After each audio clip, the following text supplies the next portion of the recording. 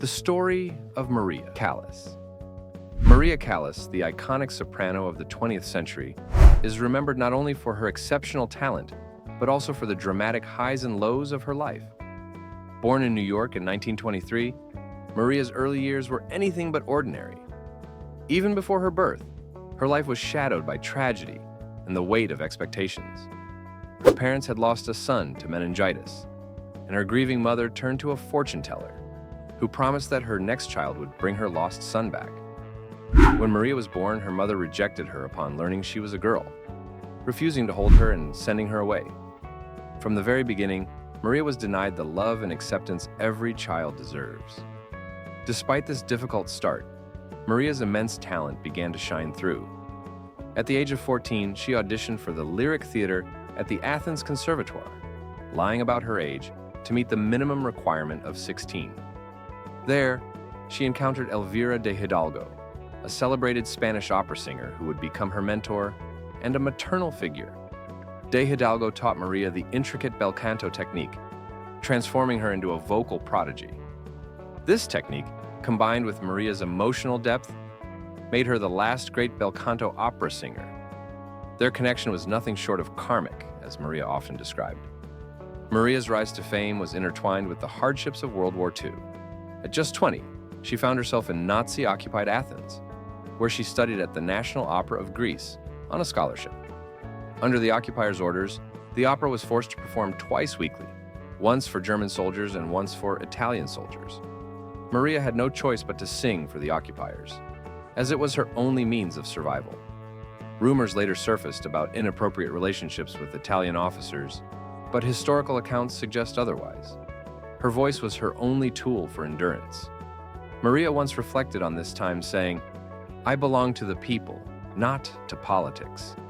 Yet after the war, she faced accusations of collaborating with the occupiers, a claim fueled by jealous colleagues. These false allegations forced her to flee Greece and return to America. Maria's breakthrough came in 1947 when she gave a stunning performance in Venice, singing La Gioconda. This marked the start of her meteoric rise. Soon after, she became a legend at Milan's La Scala, where she performed some of opera's greatest masterpieces, including Bellini's Norma, Verdi's La Traviata, and Puccini's Tosca. Her rendition of Casta Diva from Norma remains unparalleled and is still celebrated as a benchmark of operatic excellence. Her personal life, much like her career, was filled with drama and passion.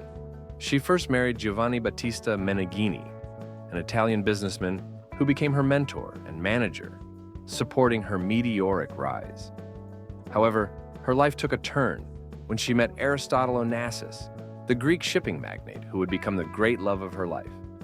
Their affair was passionate but tumultuous, leaving Maria heartbroken when Onassis eventually married Jacqueline Kennedy. Despite the heartbreaks, Maria's dedication to her craft never wavered. In the 1960s, she returned to Greece for a historic concert at the ancient Herides Atticus Theater. The performance, broadcast live on radio, rekindled the nation's love for her. As a gesture of gratitude, Maria donated the $15,000 she earned from the concert to the Greek National Opera, the institution that had given her a scholarship in her youth. It was a poignant, full-circle moment for the soprano who had once been forced to leave her homeland. Maria Callas's life was a tapestry of artistic triumphs, personal struggles, and relentless dedication to her craft. Her legacy as the divine diva continues to inspire generations of singers and music lovers. She was more than a singer. She was a symbol of resilience, passion, and artistry.